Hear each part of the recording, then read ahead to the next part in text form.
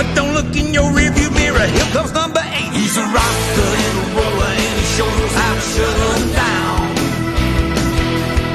I guess he runs him defended, intimidated back in town. Yeah, I guess he runs him defended, intimidated back in town. Bad boy, stand on it, son.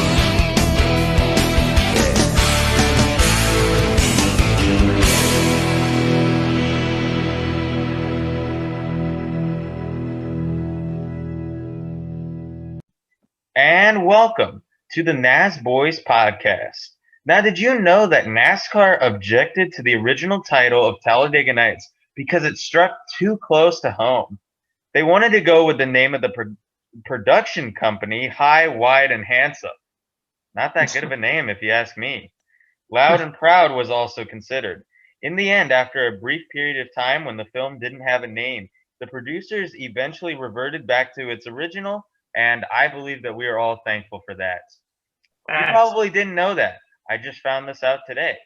But anyways, welcome to the Nasboys podcast, everybody. I'm your host, Mike, a.k.a. Mike Bob Fam 101, with my good friends Christian, a.k.a. Savage NASCAR. What's up? Cam, who is returning, a.k.a. I Spy Cam. Howdy. And we have a new host again. Yes, again. His name is Josiah, aka Josiah, I think _ Calhoun, if I'm correct. Yeah, you're correct. Okay, great. Glad to be here. Yes, welcome, Josiah. He will be replacing Ryan permanently, I believe. So, F in the chat for that. But, anyways, guys, let's get down to our usual podcast business. Talking about the race the weekend at Richmond. Starting off with the truck race. Christian, you can start. Truck race, didn't really watch it, but it was, I heard, pretty much a caution-filled race, and it was better than the Cup race. I had Grant Enfinger winning, and he came close, but he couldn't quite get the job done, and it was cool seeing trucks racing underneath the lights at Richmond. And who won the race again? I should have remembered that, but who won the race? John Nemechek won. I was thinking that, but yeah, he won, he got the win. I know more about the Cup race, to be honest with y'all. What did y'all think about the truck race? Did y'all watch it?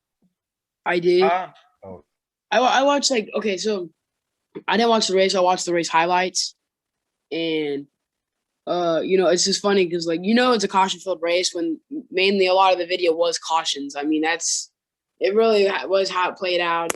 There was not. They would only go so long without something happening. I mean, to me, it's classic truck race. But Nemechek won. I'm happy. It was a good race.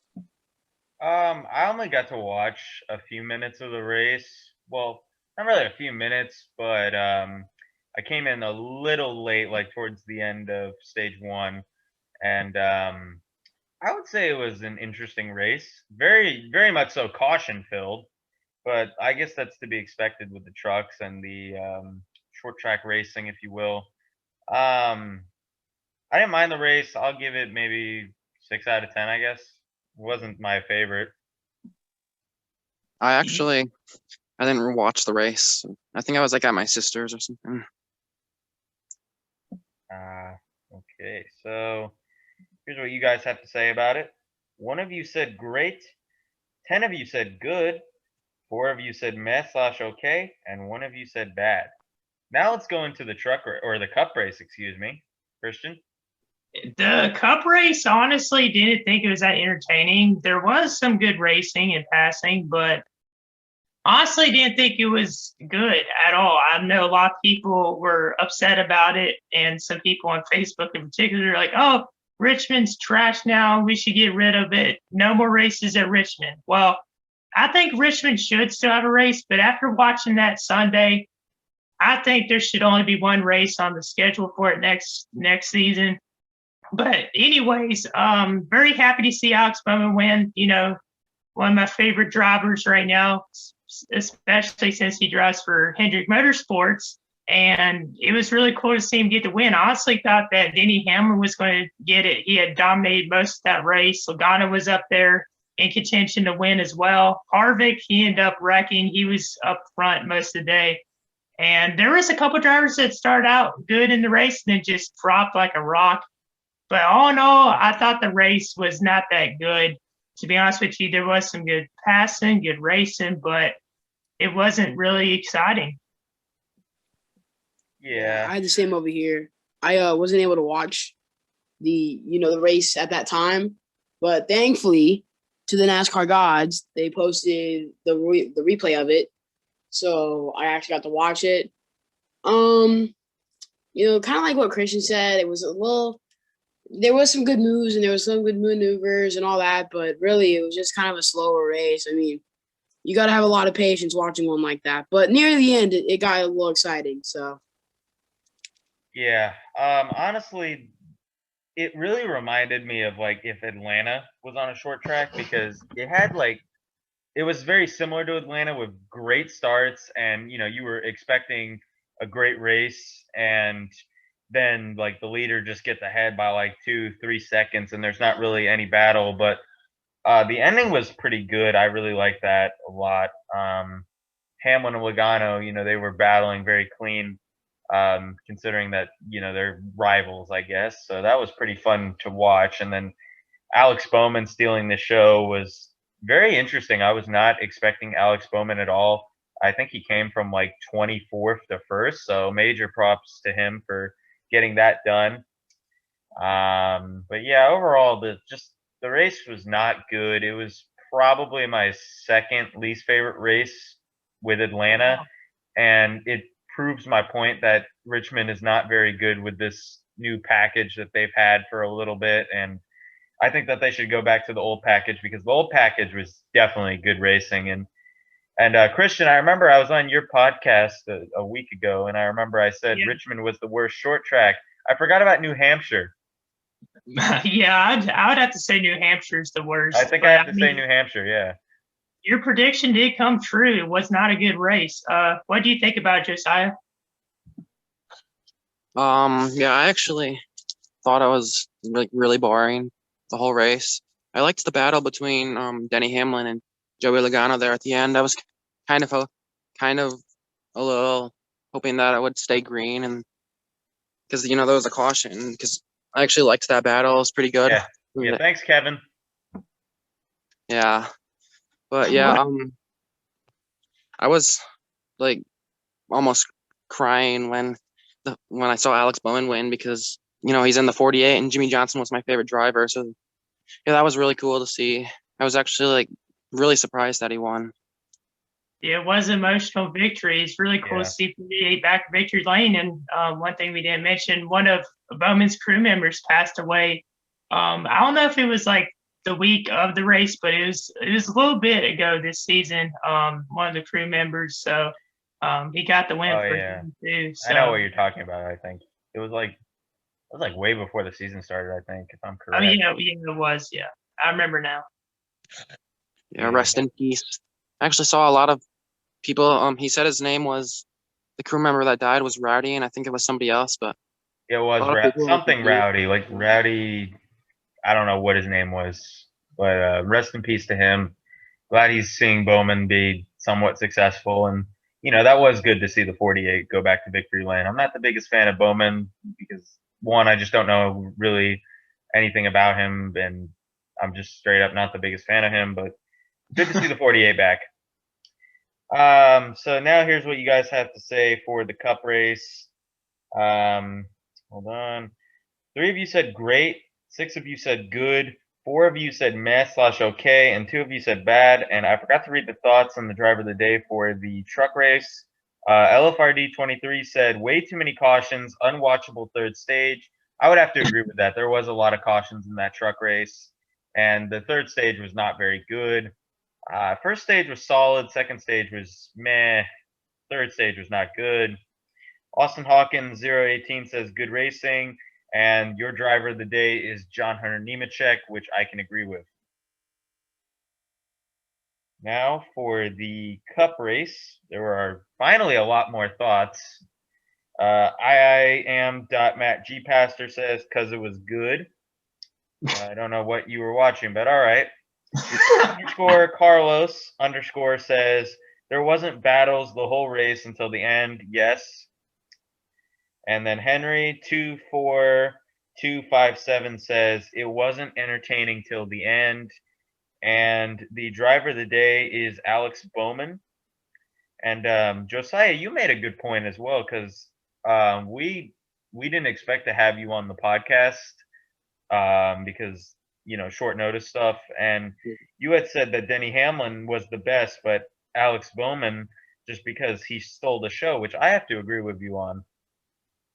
Yeah, thanks. No, I just like to point out something real quick is that Matt has been saying, because I think so, and because it was since like the first episode I was on here.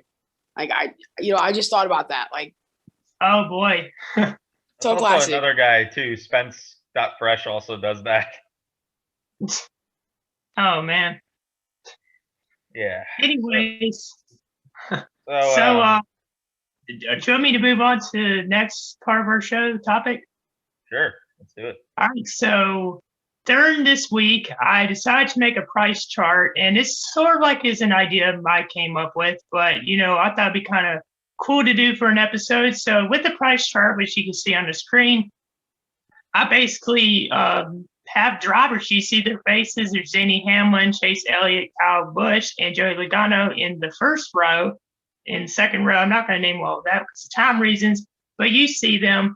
Basically, the goal is to make a team basically with 4 drivers, and your limit is $45. So you have to have 4 drivers with $45. So this is sort of like a cool idea y'all could do at home as well. So what did y'all have? What drivers did y'all choose? Because you can't just take 2 $20 drivers and a 5 because that's only 3. So what did y'all get? So I started off with Joey Logano, number 1, bias, and number 2, because if we're really thinking logically, he's good on most types of tracks, so I feel like that he would do wonders for me. Number 2, I believe I had Kevin Harvick. I think I did this like earlier. Number 2, Kevin Harvick, because he's a veteran presence, and he's very good on 1.5 mile tracks. Let's see, that's 35. Then I believe I had William Byron, because he's a young and up-and-coming driver, and I thought that would be a solid addition to have in the $5 row since I didn't want to blow all my money. And finally, I had Matt DiBenedetto because, once again, I did not want to blow all my money, and he's a I would say he's a fairly consistent driver. So he could do something for me on, like Bristol and short tracks and the restrictor plate races. So that's my team. For me, my team, I'll just go over it real quick. Coming in first, we have Joey Logano, very biased. All right. F you if you got a problem with it. I have Kevin Harvick going second. For third, I have my man Ryan Blaney, because they already have that team connection, and Joey's gonna get the most love because it's Joey. And then at the end, I'm gonna have Almirola because he stayed consistent. He showed that he can stay up with the big boys. I'll take it. You went over by $5. Ooh. So you have to get rid of one of those. We got a cheater. So yeah, basically, if you chose one from the 20 and the 15, that gives you $35. All right, scratch that. I know what I'll do then. I know what I'll do. Okay, so we'll take Joey. I'll take Blaney, and then I'll take Almirola. And DiBenedetto. So basically, I'm just taking Penske, but adding adding Almirola to it. Alrighty. What about you, Josiah? Yeah, so I have my boy Brad Keselowski. He's my favorite driver right now. I was just a little confused on how he was on the $15 row. Don't know how that happened, but yeah, I have Brad. Because of course I'm biased, but he's a good driver who can get you results. So yeah, and then next up I have Kyle Larson. I got it's $30 for Kyle Larson and Brad Keselowski. Also, Kyle Larson is my second boy, so there's some bias there too. But also, he's just a really talented driver, and yeah, he has a lot of future potential. And then I have Kurt Busch. I picked him because he seems to make every team that he goes on better, and he just does good, and he's a good, reliable driver who can win you like a race a season, get a pretty deep run into the playoffs. And then finally, I have William Byron, I don't know, just because. Crazy. Those aren't bad at all. So for me, it was hard to choose because I want to go biased. I want to go favorite, but I'm not going to. I'm going to go by what I think is skill wise and what I think would be best for the team. So for me, the first driver is Kyle Busch. And I know it's crazy, but I picked Kyle because he's good in pretty much any car he drives in almost. I mean, he gives it his all. I mean, he's a teammate. He's been with Joe Gibbs for a while. And that just shows that he's a committed person. You know what I'm saying? Like he's won so many races, and he's someone that isn't afraid to express his feelings about certain things. I think that would be great for a team. So that's $20. So Real quick, just want to say, when you meant good, did you mean good at wrecking people? Because that's the only thing I see him good at. When did he wreck someone last? Kevin Harvick, When? Martinsville. What? Harvick wrecked him. Anyway, it was the other way around. Yeah. Kyle Busch, I feel like he's gotten better at not wrecking people over the years, but I'm not a Kyle Busch fan. Y'all know that. So, second driver. This is a tough one. I want to say Kevin Harvick because of experience and because of he you saw what happened last year. He had a chance to win, but because of the the messed up playoff system, he couldn't advance. Truex Jr. is a person that I would choose as well. I do not like Truex Jr. at all. I think he whines a lot, and yeah. So I wouldn't pick him because I feel like he just whines a lot and he bashes the pit crew all the time. Keselowski's a good one as well because Keselowski, we've seen what he could do. He hasn't won a championship since 2012, but he's always been there up front all the time. And Kyle Larson, he's on the rise, bounce back, I should say. But I'm not going to pick anyone actually from the 15 side. I'm actually going to go to the 10 side, and to get a little bit of experience, I'm going to choose a little bit of a young talent. I don't know why I say experience. Oh, my brain's going crazy. So Christopher Bell, I'll pick him. Someone he could learn from Kyle Busch, which he is on the same team now. So I picked Christopher Bell. So that's $30. And that gives me basically $15 left, and I can't pick anyone from the 15 side. So in that case, I'm going to go for another driver on the 10 side. I'm going to get Alex Bowman. And the reason I am doing that is because he's still young and he's from Hendrick Motorsports. So this time I will use a little bias. So that gives me $5 left. And DiBenedetto would be a good pick because I like him a lot. Same thing with Almirola and William Byron. So it's a tough choice, but I'm going to go with Matt DiBenedetto because I feel like with my team, he gets more experience, learns some things, and I feel like he's a great team person when it comes to chemistry and making friends on the track. So that's my team right there. I feel like I'm the only one who didn't pick Matt DiBenedetto on my team. Yeah, I know, so all of us did except for you. Comment down below who has the best team, and we'll probably post it on our Instagram page so you guys can interact on that as well. We should do an all-time one as well for like Throwback Weekend, yes. Comment down below if you want to see that as well, even though we'll probably do it anyway. Now let's get into the paint scheme review here. Paint scheme.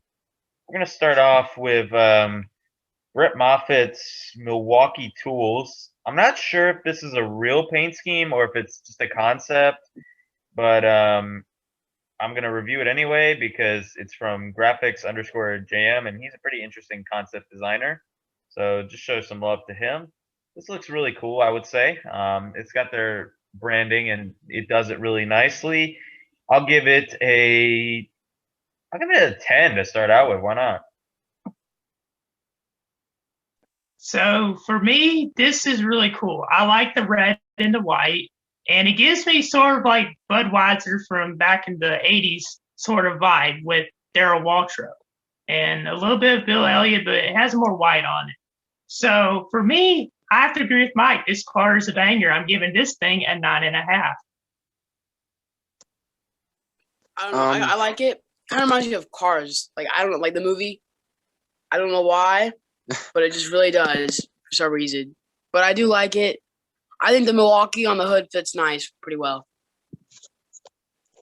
Yeah, I just saw it right now, but it actually looks like really good. Actually, like I really like it. It just I don't know. It just appeals to me. Just all the colors go together well.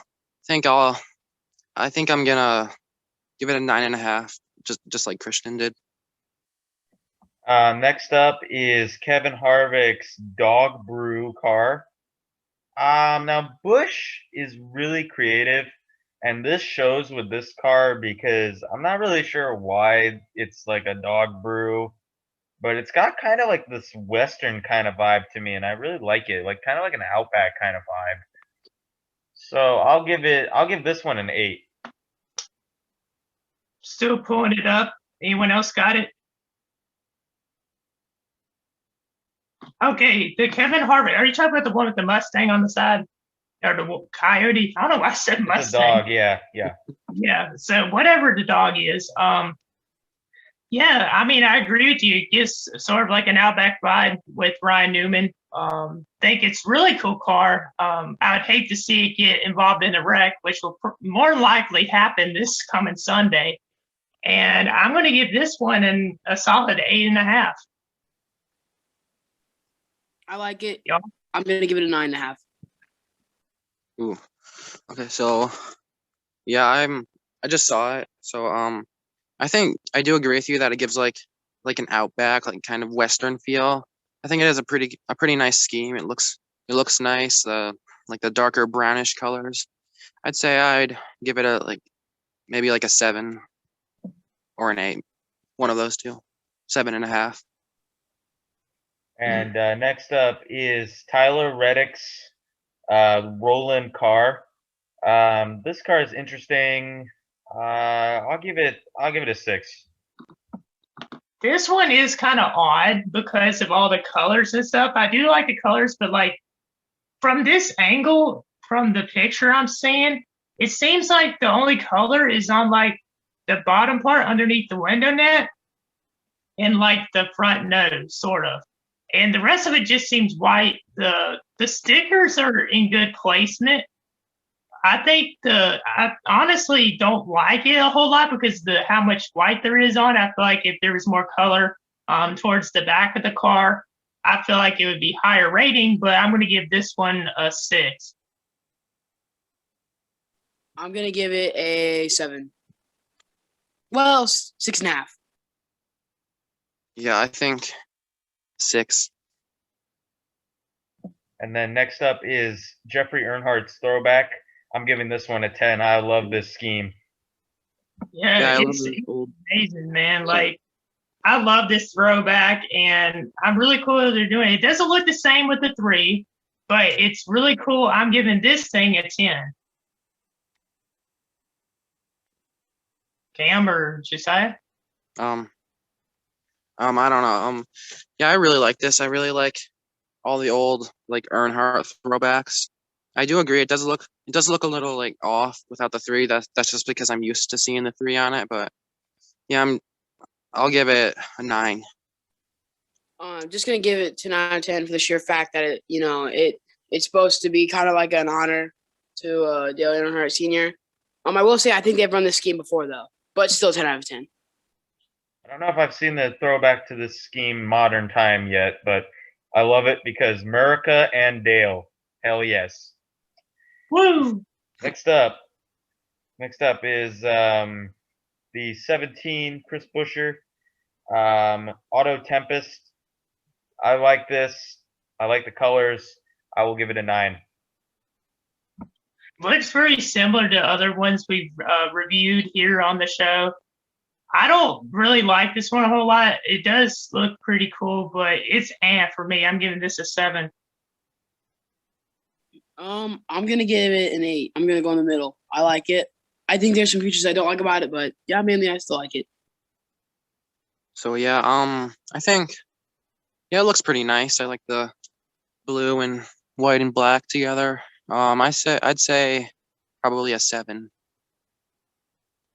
And then next up is the 20 Spencer Boyd raised on blacktop. This one looks like Jack and Coke together. So I'll go ahead and give this one a 9. I agree with you. It does look like that. And I think this looks really cool. I like the animation in it and I like the colors. I'm giving this thing a 9. Yeah, I really like this scheme actually. I've always been a little bit of a sucker for red and black schemes. But yeah, let me think. Probably a 10. I Yeah, changed Mike, mine said to that. 10. I just think of the Diet Coke commercial now. So thank you, Mike. Pretty good actually. I do like it. It's also my school team colors, so I gotta support it. Gotta go 10 out of 10. And then also from Spencer, we have his Angry Brew truck. I like the detail with the broken wall kind of vibe on the 20. So I'll give this one an 8. I was actually looking at the Angry Brew one when I reviewed the last one, and I changed my answer in the last one to 10. And this one, I'm going to give a 9. I'm gonna give it I don't really like it. 6.5. It's just different. Ooh, this one I don't really like this one. It's just like, I don't know what I don't like about it. It's just rubs me the wrong way. I know it has the red and black on it, like I like, but it just looks kind of like, I'll give it maybe like a 6.5.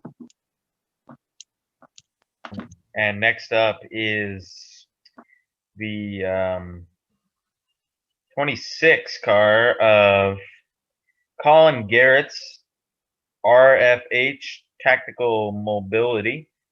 This is an interesting scheme. It's got kind of like this steel vibe, which I like. I'll give it a 6.5. I think this car would look good at night more than day. It does look kind of plain, so because of that, and if I'm correct, if I'm looking right, the roof is a different color than the numbers on the side. So for that reason, 4. Yeah, so I'm just looking at it right now. I think it looks okay. It's an okay scheme. I guess I don't really have much to say about this. I'll say a 5. I'm giving it a 2, man. This scheme's bland. It's crappy. Is it the worst one I've seen? No. But you could have put something on it. My God, dude. Something. Hey, Cam, from the same car, different driver, Brandon Godovic, Hot Wheels throwback. This is really nice. I'm glad that they're finally throwing back to this iconic scheme. I wish it was Joey Logano, though, that was doing it, but I really like the way it looks on the Supra. I'm going to give it a 10. This thing looks pretty lit. From the picture I have, it only shows the front half of the car because I'm using a computer. Okay, never mind. I saw the second half of the car. It looks really cool. It looks really cool. I'm giving this a 9.5.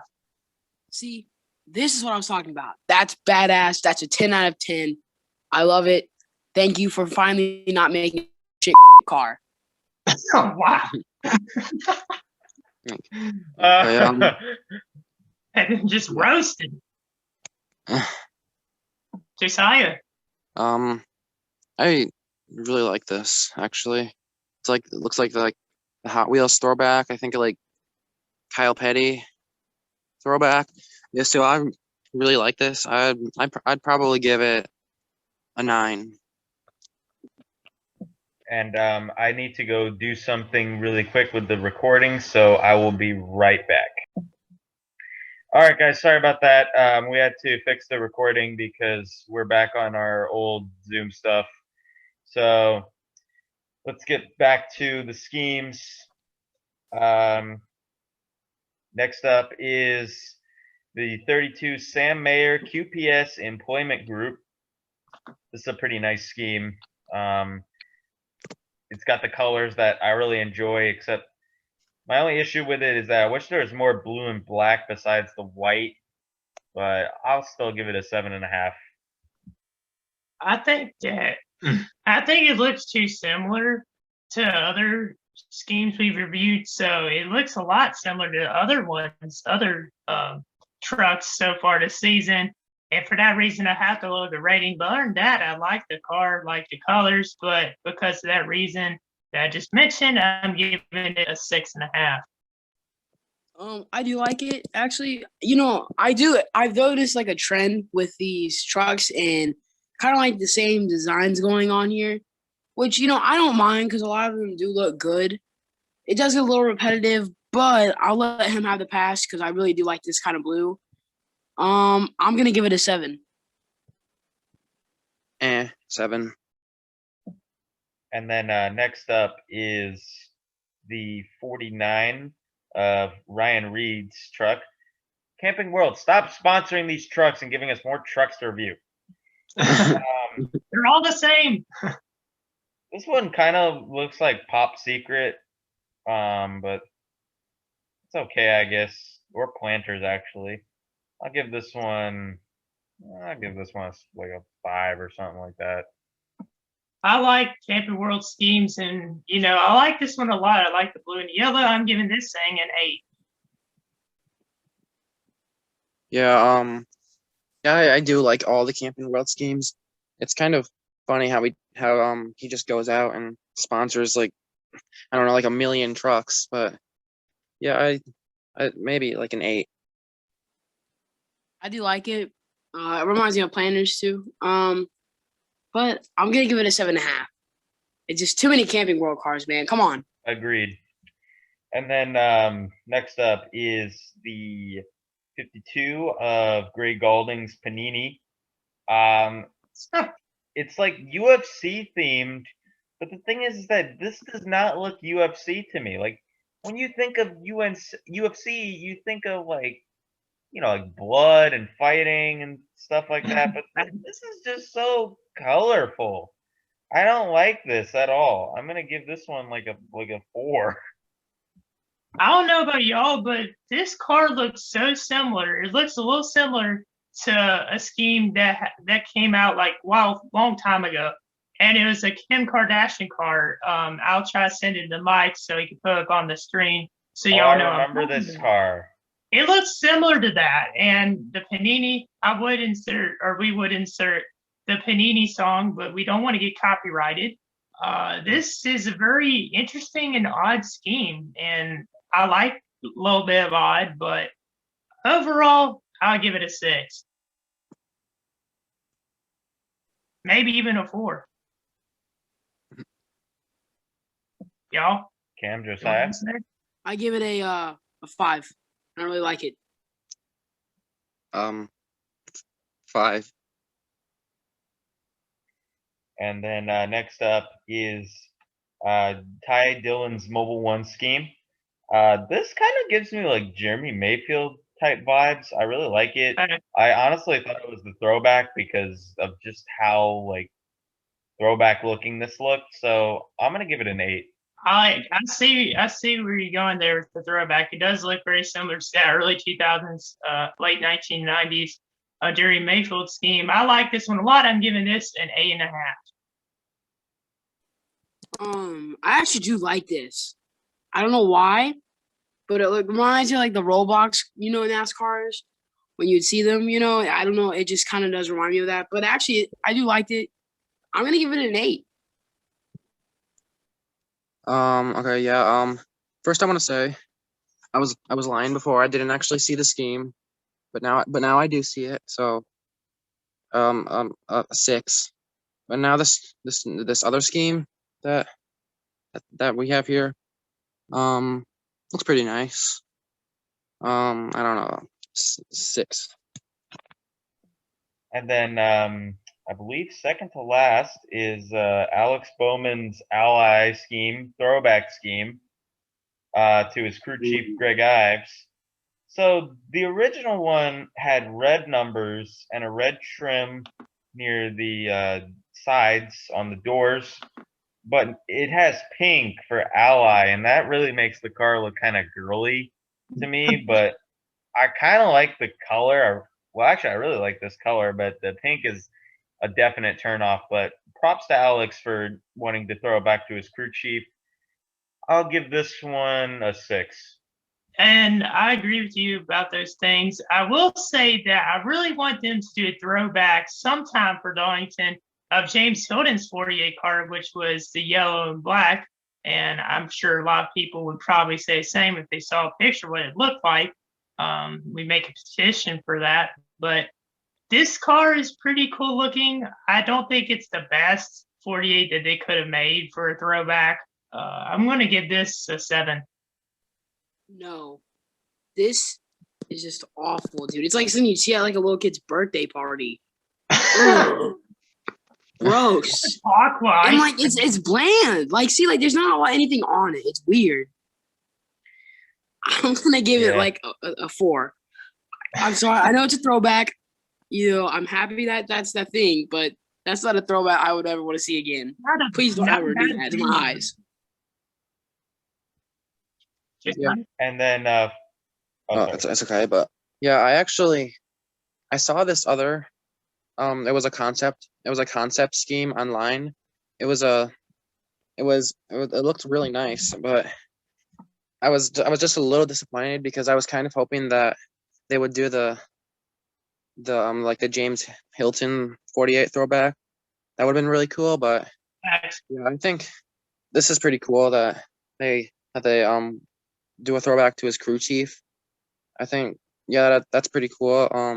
The scheme, I don't really like it, especially with the pink numbers. I've never really been a fan of like pink numbers on cars, but yeah, it does. Probably a 4 as a scheme, but as a throwback, I'd say like a 7. And finally is BJ McLeod's Long Lewis car to Red Farmer. This is interesting, I guess. It does give off that old vibe when Red Farmer did drive in NASCAR. I'll give it, I mean, for the sake of being a throwback, I guess I'll give it like a 6. I don't know. Are we looking at the one that's the Burger King? No, No, it's that's the 78. It's the Long Lewis. You know, Okay. since I'm already on, I just might as well tell my opinion on it. Yeah, Dude, I don't like it. Like the white, the way like how it maybe if it like faded into the white, it would look better. But the fact that like it's just a straight cut line just really bothers me. Really do not like that. Yeah, it reminds me, it looks like a Dollar Tree version of Bobby Allison's 12 car from 1987. But yeah, this car is kind of odd. I like red number there, but it's just an odd one. I don't like it at all. So 3. But actually, Yeah. sorry. No, it's okay. You can go. Actually, speaking of that Burger King car, the Insurance King, I'm just going to quickly rate this. I'll give it a 7 for throwback purposes, but I mean, the car does not really look that good, but I like how Insurance King did change their logo. I agree. Y'all? No, 6 out of 10. You know, I don't really like it, to be honest. Just looks different to me, but oh well. Yeah, this one is kind of cool. I kind of like it, but it does look a little boring. Just kind of not really much to it. I'd Very say banana-ish. yeah, banana car. 6. What is your rating on the 78, by the way? I'm sorry I cut you off. Oh, yeah, just looks a little ugly to me. Kind of does, yeah. Like 4. And that will conclude this edition of Paint Scheme Review. So now let's get into the top 10 list. This is top 10 crashes at Talladega. Obviously non-fatal for anybody who wants to throw a fit. Yeah. So I knew people would. I had to clarify when I made the picture. Like, I've done this before because I've had boomers on Facebook get mad at me because they're like, "Oh, you put top 10 worst. Why did you put non-fatal?" I'm like, why would I put fatal ones on a list? Imagine. exactly. But anyways, yeah. So this is the top 10 list for this week. So let's start it off. Number 10 is Ken Schrader's High Tumble. Here's the clip. Marlin closes in again. Just about like running an event in a pizza oven, and there's a spin. There's trouble. Car upside down. Schrader. Schrader's number 25, side over side, end over end. Another car in trouble and also getting airborne. Terry Labonte is involved. His car spinning around on the grass. There is Elton Sawyer spinning around. Rusty Wallace there. There's Lake Speed. There's Rick Mask. Bobby Labonte is up against the wall. We'll take a look and see what happened in a moment. They're racing back to the line as they come to the stripe, getting through it. Earnhardt is okay. Marlin for second. 30 comes across next. Michael Waltrip. Jeff Gordon getting through it. He's okay. He was right at, Jeff Gordon was right there where it started to happen. I don't know if he was involved in the happening of it, but he did get on through. There you see Bobby Labonte's car that's up against the wall. Clean stop, guys. Bobby Labonte's number 18 pressed up against the wall. Morgan Shepherd, Kyle Petty, and they had to pick up that debris. They set a record back at 120 of 179 miles an hour. That was with Gordon in the lead. The old record was Cale's way back to 1978 at 178. And there you see Schrader's car absolutely destroyed. Well, he took a nasty roll. There's so much happening, couldn't see it all. Hard 500. There you see Gordon in the 24. Okay, he comes up and clips Ken Schrader, his teammate, and sends him around. Schrader's car going backwards. The roof flaps are up, and then he gets hit by Ricky Craven. And then that flips the car over. He just drove in under it and turned it over. And then other cars coming back with all the smoke and people slowing down. They start hitting each other, and lots of cars getting involved as we see Schrader's car continue to roll and tumble on the grass. So in the 1995 Talladega race, I'm not sure if it was the spring race or the fall race, Ken Schrader and Jeff Gordon were racing, and Jeff clipped Ken, sending him right over in a violent flip. And you can find this car in the Hendrick Motorsports Museum if you ever go there to go visit the shops. So coming in at number 9, we have Eric McClure's hard impact at Talladega in 2012. Well, he's getting a nice push from him. Oh, trouble. Harvick's around. Oh, got spun on the backstretch by the 43. How many is it going to collect? Hold the brake. Oh, what a vicious crash. Eric McClure.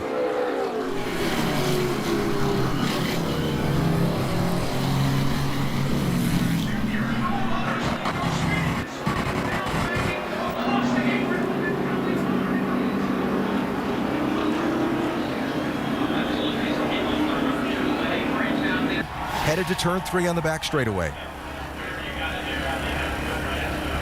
See, it looked like a net had made a move to try to go up the middle. Yeah, it looked like he was getting a push, and he was going to try to make this happen. That hole closed up. As you can see, as Kyle Busch went over, Brad Keselowski tried to go over. That was Joey Logano that was behind Annette. Yeah, it's like I said, everybody's trying to go to the front, and those holes close up so quickly. You can see the safer barrier deflect tremendously when Eric McClure hit it. Thank God it was there. Yes. You can see just past this, there is no safer barrier.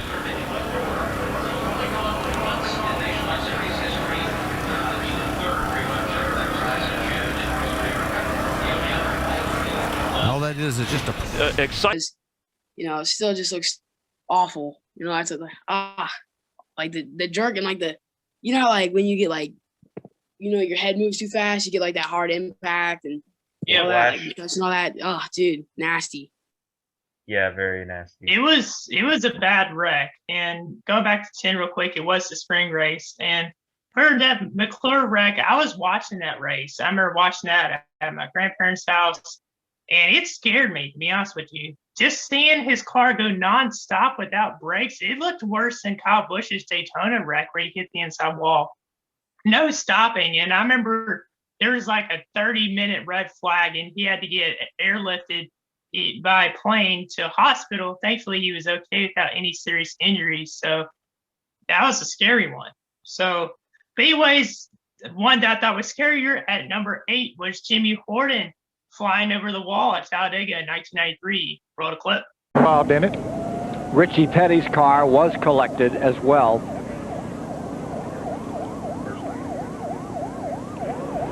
We're still not totally sure which car that was that went over the wall. It was a red car, and we're speculating only that it could have been the car number 32 of Jimmy Horton, but we'll get the official word and pass it along to you just as quickly as we can. Loy Allen's car was involved.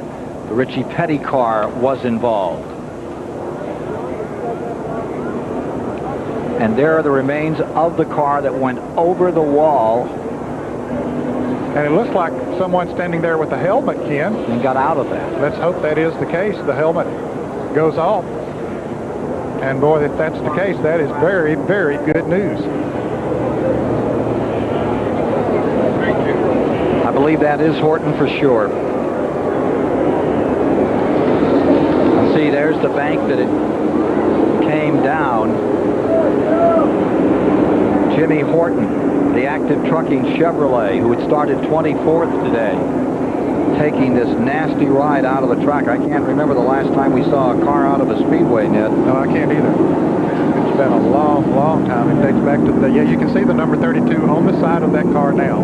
And it did land on its wheels. At first, it looked like it was upside down, but the top and the deck lid, and the hood and all of that, have just simply been ripped away from the car. So I believe it's the first time a car has ever gone over the wall at Talladega.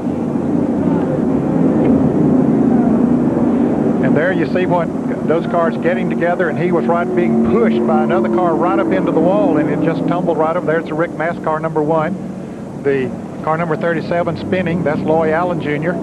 And the car number 53 of Richie Petty is involved. And, of course, Stanley Smith, Kenny Wallace was involved in it. And, of course, Jimmy Horton, whose car went over the wall. Bridgewater, New Jersey native Jimmy Horton. There's what's left of car number 32 after it rolled on the speedway, then got over the wall, and that wall is, what, 4.5 or 5 feet? What a tribute to the roll cages in these cars. An unbelievable incident in turn number 1. This guy's had some super speedway experience too. He's won some ARCA races at Daytona, won the Poland 500 here at Talladega back in '91. But he sure ran out of luck here today. The good news is he seems to be okay. We'll update you with more on this story in a moment.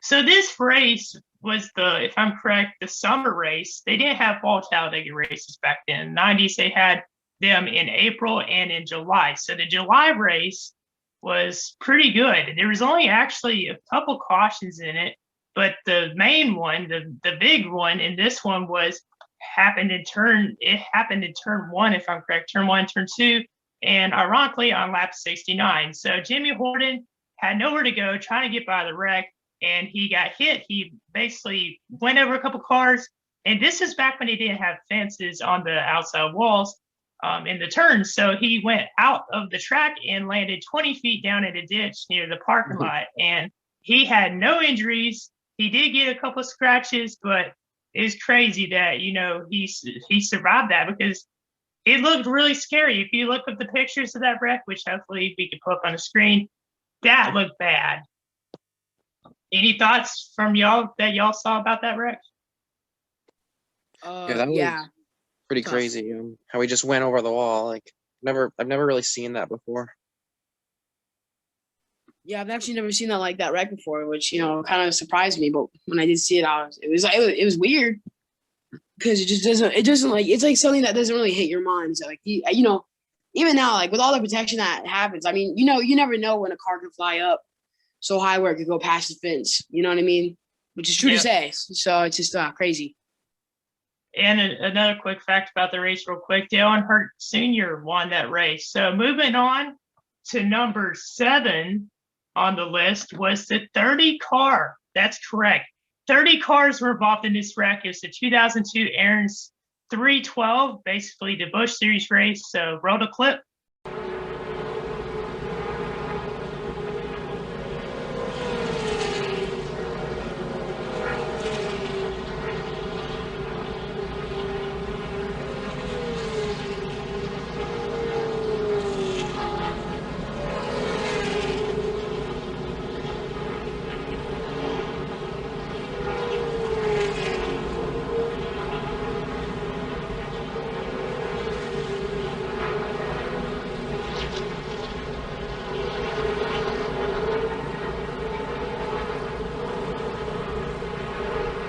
You're leading the race, Jay Sauter, and everything's going fine. You think you're in the right place, doing a good job. All of a sudden, a bunch of cars go by you on the outside.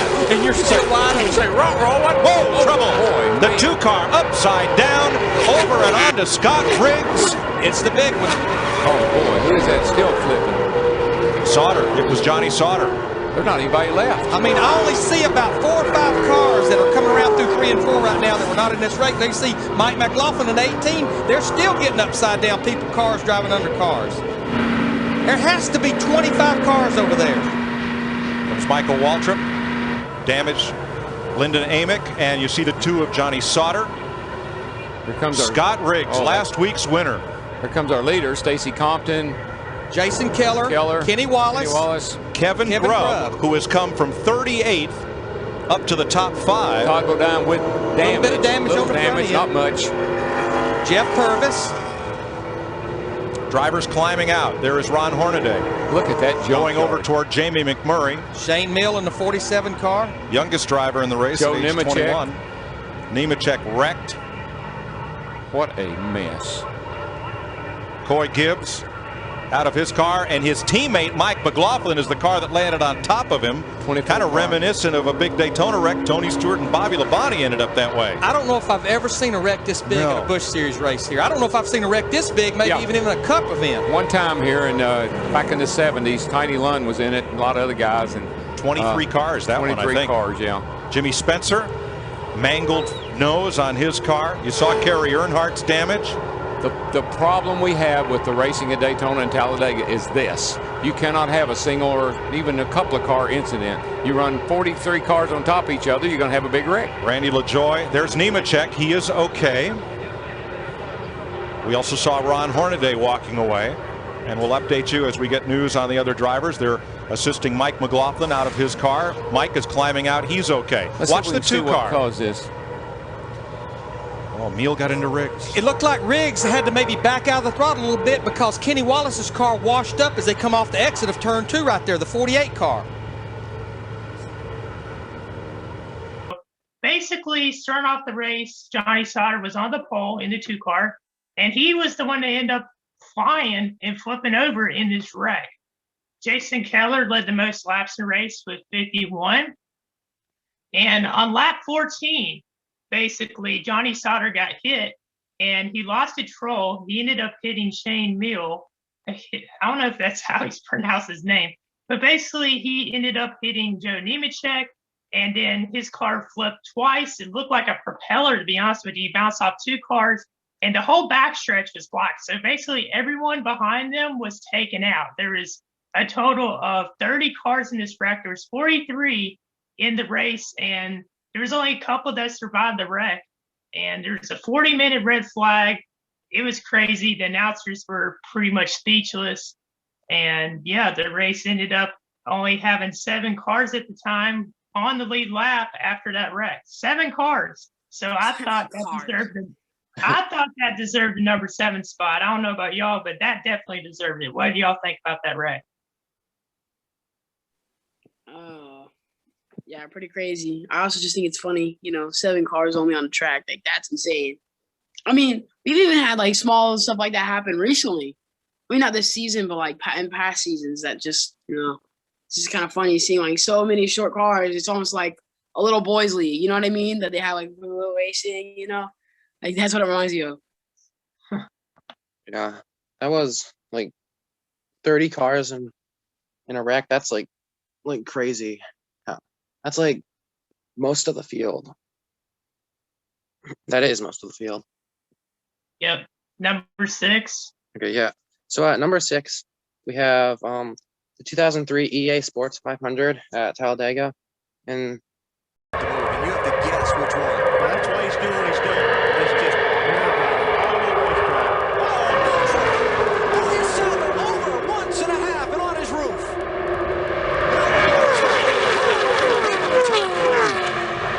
Caution is out. A terrible crash. You okay, man? Can you hear us? Hey, guys, back it down. We're not racing. Caution's out.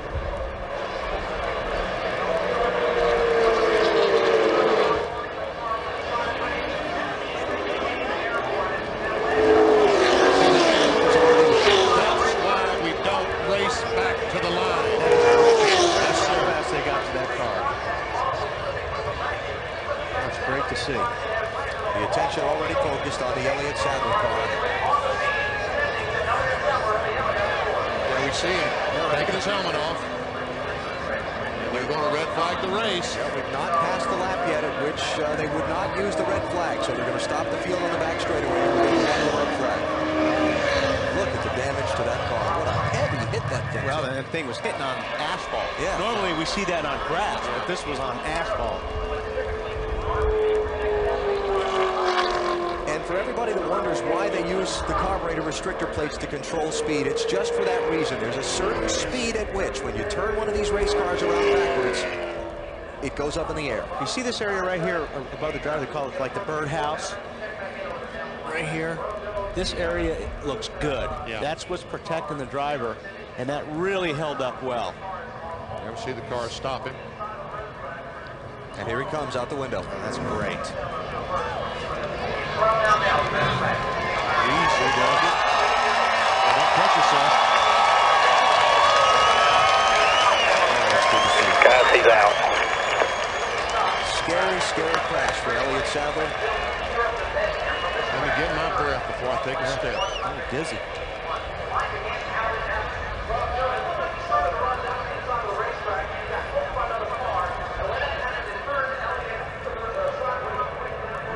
Let's go back and look. There he is, right in the middle. And these guys are Dyson. Go ahead, BP. And there he makes contact. He comes down trying to get in front of Kurt Busch. They make contact. Watch that thing fall. It lands on that road you talked about. And then when it gets onto the racetrack again, it takes another nasty flip. Watch this hit. That's a hard one right here. Oh, man.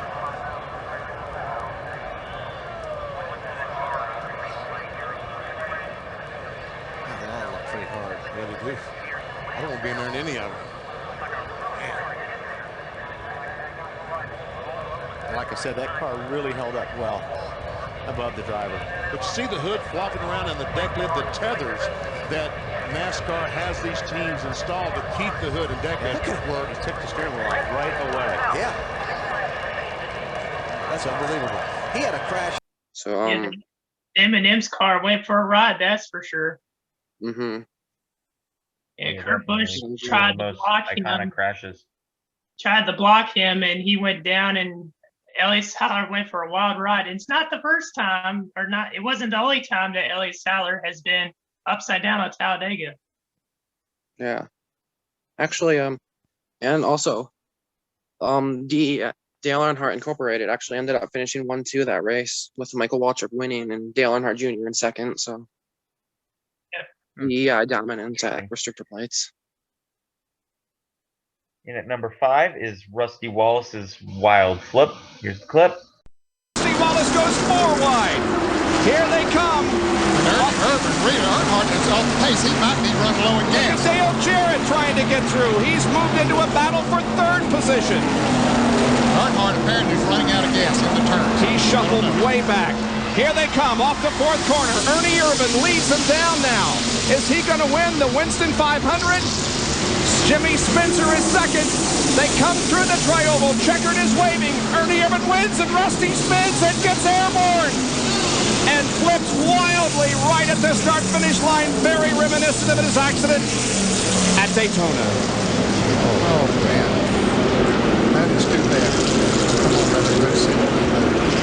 What a way. Yeah, he's moving. I see him moving around in the car. I saw it there. We see his head moving around. Yes, we do. Thank God. He said on the radio that he was okay. Oh, gosh. Man. And I tell you what, it looks like a bomb has went off on the way down to the car. The car got airborne just before he crossed the line. Let's go down to Tony Glover. Battling with Dale Sr., and Dale pulled his good old intimidator stuff and spun him out, causing Rusty to flip over and parts spewing all over the track, and he eventually managed to finish 6th place after the crash. This was also the race where roof flaps were first introduced, which is one of 2 crashes on this list that have changed NASCAR cars forever. It did appear like roof flaps were a factor in that wreck. That car took off like an airplane, and they were coming to the checkered flag. Ernie Irvan won the race. Rusty Wallace was trying to block. I think they were battling for the 4th spot, and Dale Earnhardt got into him. And of course, Singer didn't want to see him wreck like that, like get into that bad of an accident. And the commentators were like speechless. They're like, man, this could be the end for Rusty. And amazingly, he wasn't hurt that bad. Even though he did have a couple of injuries, he wasn't seriously injured. And Dale Sr. went up to him after the wreck and made sure he was okay. That car was a mess. The car was just disintegrated. So, yeah, I felt like deserved the number 5 spot. So, Cam? Coming in at number 4, we have Ricky Craven's Scary Flip. A bad crash here at Talladega. Just a very, very bad crash. Mark Martin is involved. So is Rusty Wallace, Brett Bodine, Elton Sawyer. One car overturned in the banking of turn number 1, got up into the catch fence and came back onto the racetrack. I don't know who it was at the moment, but this is a very, very ugly looking crash. boy, it just, once it went into that turn, once it started, Bob, there's Ricky Rudd. He was involved. You see a lot of damage to his cars. The cars were running so close together. And once this thing started, I mean, it was just everybody getting involved. Derek Cope, as you say, he was involved. He's trying to get his car back around. Here it is again. Take a look. It's going to happen up front with Jeff Gordon and Mark Martin running side by side. Okay, Martin goes a little high there. Gordon gets into him. They both have to back off, and then the jamming up starts.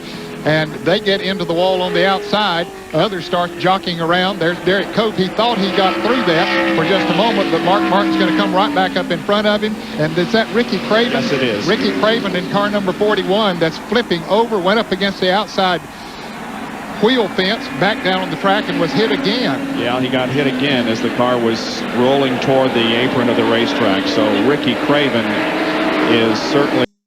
You saw what happened. The 6 car and another car got into it, and they hit the outside wall, and then the 6 car turned in and hit Ricky, which then caused a awful flip into the catch fence. Very nasty, actually. Like, it just looked pretty rough. You know, like, I just thought about it, like, we've had a lot of crashes at Talladega that's involved that catch fence. I mean, a lot of historical people have been in it, you know, so, you know, it's just crazy to think, like, how many it's actually called. Yeah, that was a bad wreck. And Ricky Craven, you know, fortunately did not get seriously injured. He did, if I'm correct, have a couple of bruises and a concussion. But, man, that's one of the most iconic pictures in NASCAR. I don't know if we might be able to put it on the screen, but one of the most famous pictures in NASCAR history was made of that wreck where his car was just floating above like 10 cars. and he went flying. He went up. He basically got hit by Mark Martin. It was around the middle part of the race. Jeff Gordon was involved in that wreck as well. So Craven ended up flipping into a catchman, saying he came back down the track, and he actually got hit 2 more times.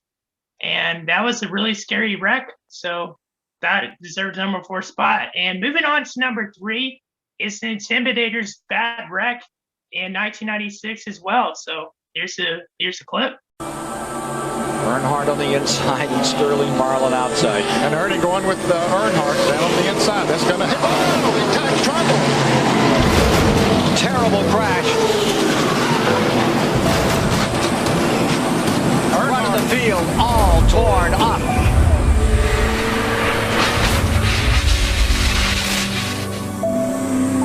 Earnhardt's number 3. Head on into the wall at 190 miles an hour. He almost got upside down. That car got very high off the ground. And they're going to cut him out of the car. And Earnhardt is on his feet.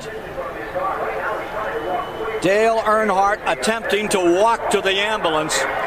Never, never doubt that cliche about Dale Earnhardt. One tough customer gives the thumbs up as he walks away from one of the worst incidents in his racing career.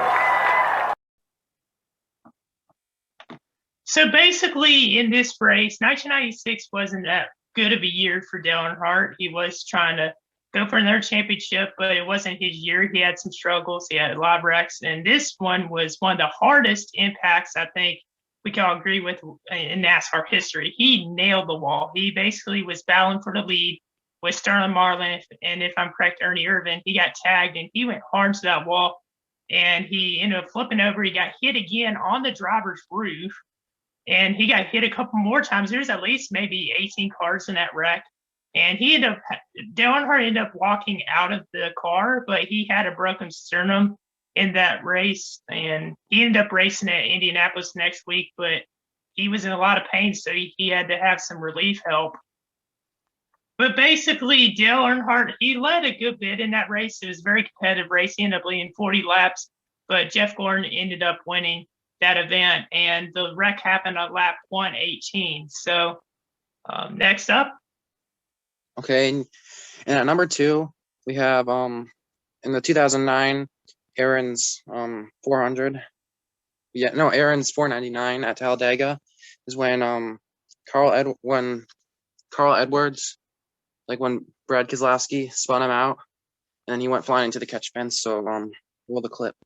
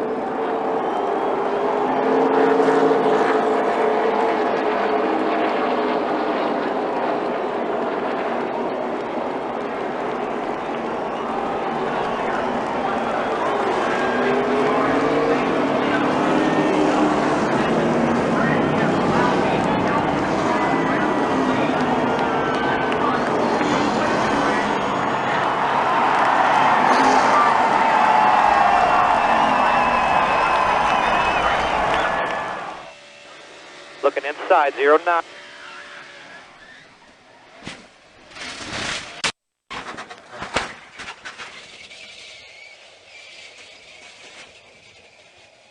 You okay? Yeah, I'm all right. Basically, he had a pretty good lead. He was having some help with Keselowski, who hadn't won before. And if you remember, that race was one of the most competitive at the time. A lot of people were passing, and it came down to the 2-car draft, which we saw very common from the years around 2010 to about 2009 to about 2012. We saw a lot of 2 tandem drafting Anything else you want to say about it? I guess not. So basically, Carl Edwards, he got hooked. He was flying to the catch fence, and it was a really scary wreck. And just like the Earnhardt's wreck, part of the reef was basically torn up and pretty messed up. It looked like that Edwards could have been hurt, but thankfully, because of all the safety, there was a couple fans that had little minor injuries, but not much. And Carl was ran across the finish line.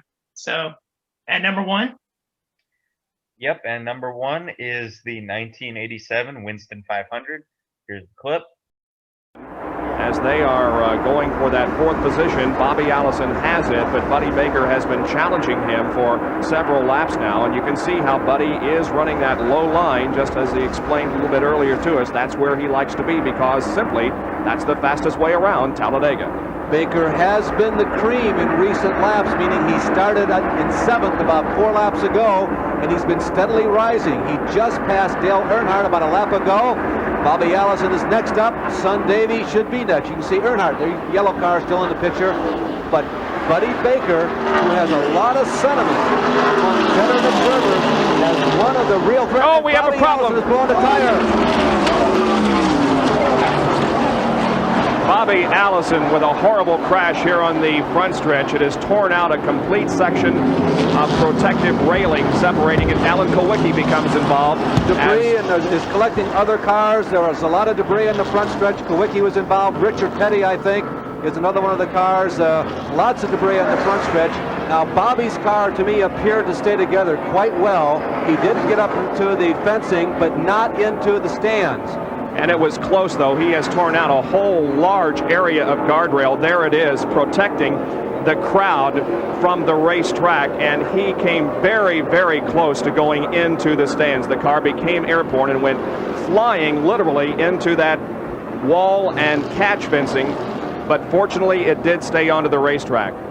Bobby Allison is moving around in the race car, and that is certainly good news for us, but he has to be quite shaken after a tremendous crash. The red flag has been brought out, and quite frankly, Larry, I think we're going to have to be red for quite a while, because we cannot race with that protective fencing in the shape that it's in. It's just not safe for the spectators. It's pretty obvious why it was there, happening right underneath Harold Kinder.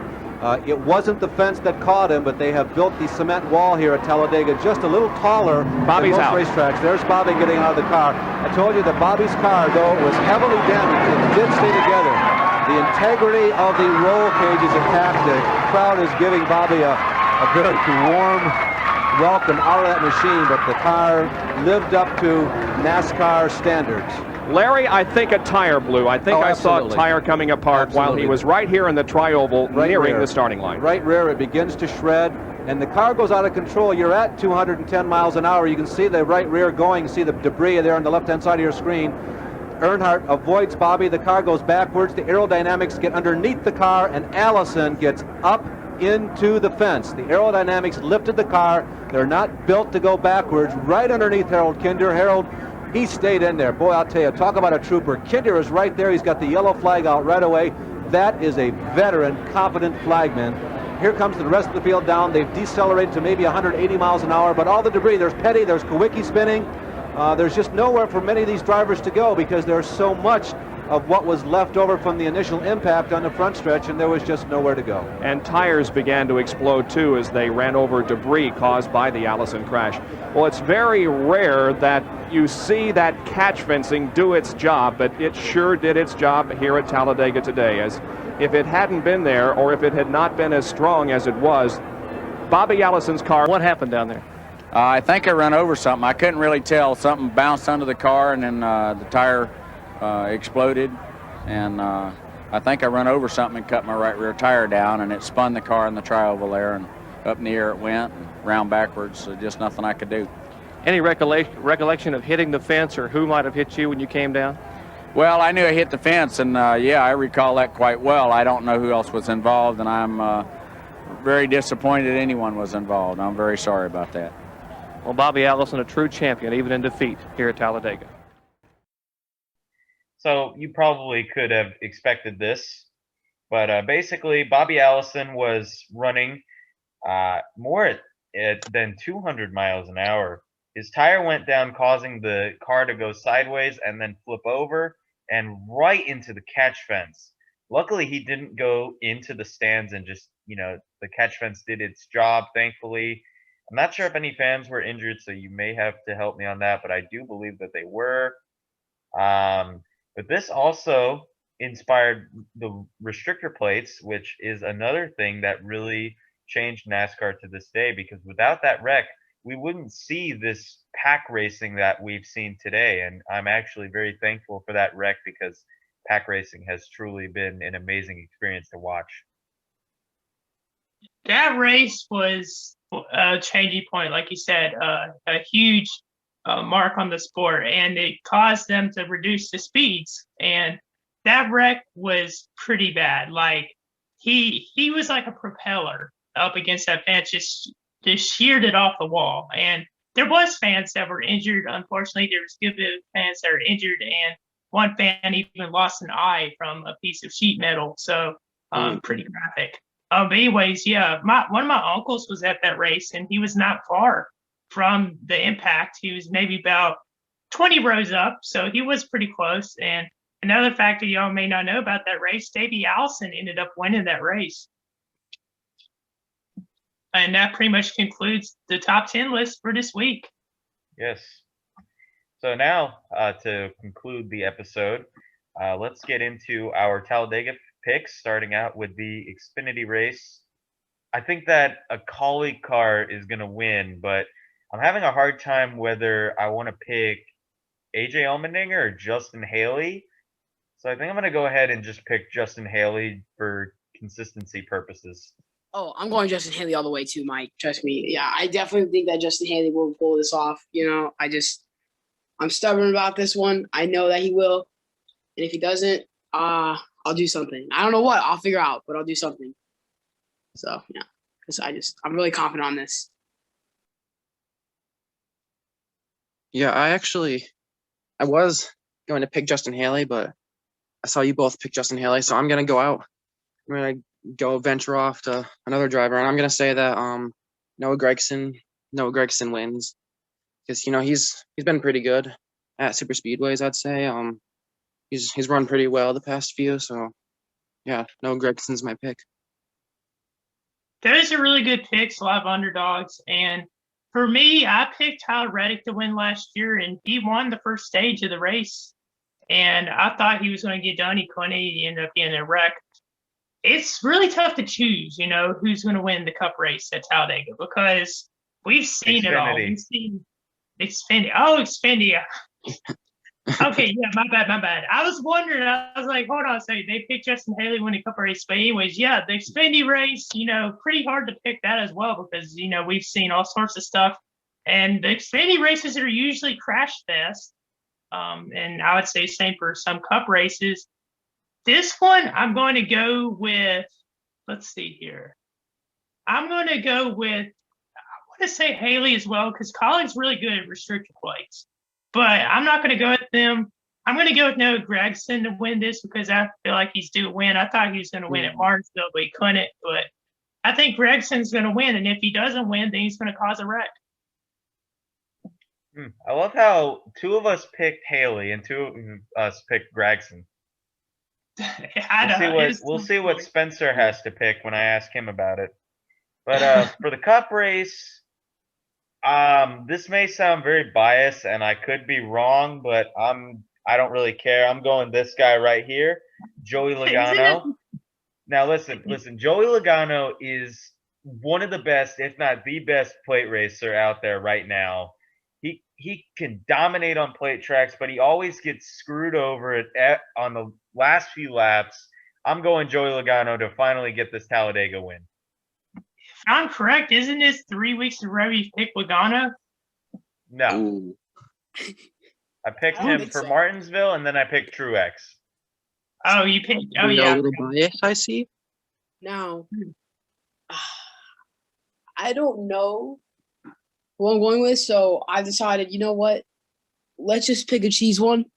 Let's go with, good old Kevin Harvick. All right.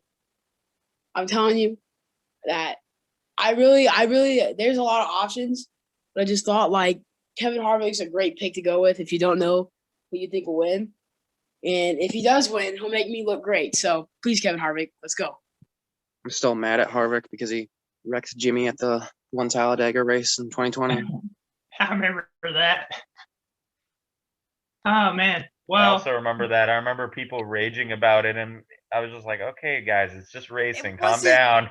It wasn't Kevin Harvick's fault. Okay, listen, if we're about to start a debate here, it was not Kevin Harvick's fault. We all know Jimmy turned in. Jimmy Johnson getting into the quarter panel, Ricky Stenhouse Jr. Here comes the 7-time series champ up the outside. Oh, Kevin Harvick to the inside, turns Johnson. Caution. It just looked to me like Jimmy had a big run. Thought Kevin Harvick was going to stay with him, and Kevin Harvick thought twice about that and decided to go to the inside of Jimmy Johnson. They make contact.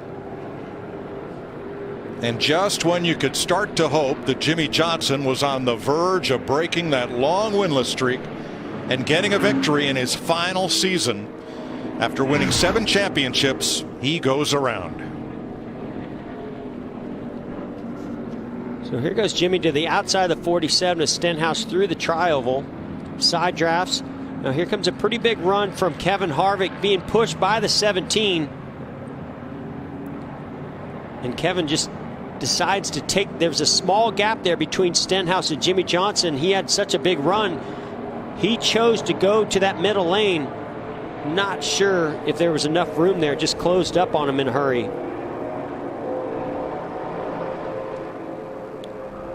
So here he goes to the middle. Jimmy comes down a little bit, but just don't know if there was really any room there. If there was, very little.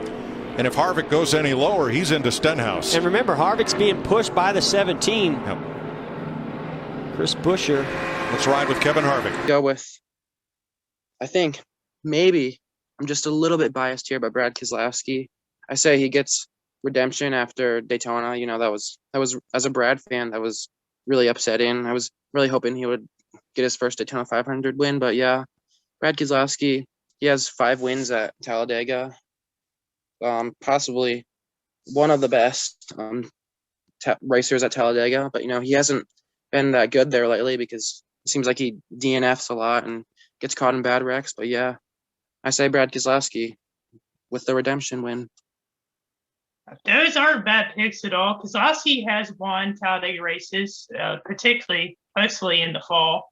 And Harvick, he's won a couple of Talladega races. If I'm correct, his biggest one was the 2010 race where he edged out Jimmy McMurray. And for me, it's a tough choice because there is Denny Hamlin, and we saw what he could do at Daytona and restrictor plates, and he's unpredictable. And, you know, I remember last year's Talladega race where he won, which was on a bad call by the NASCAR officials, and it robbed William Byron and Matt Benedetto. And I hope we could see, you know, a fair race. Maybe there'll be a couple wrecks as well. Don't want to see one, you know, flip over like what Kurt Busch did last year. He went flying up in the air near the flag stand. But for me, I'm actually going to go with, drum roll,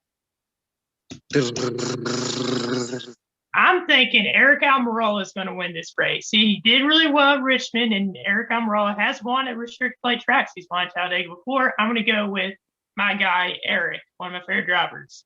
It's not too bad. And hopefully he doesn't get wrecked again. And with that, that will conclude this week's episode. Thank you guys so much for watching. Comment, like, and subscribe. Please make sure that you guys follow our Instagrams, join our fantasy league, and join our Discord server. We will see you guys in the next episode. Peace. Peace. Yee.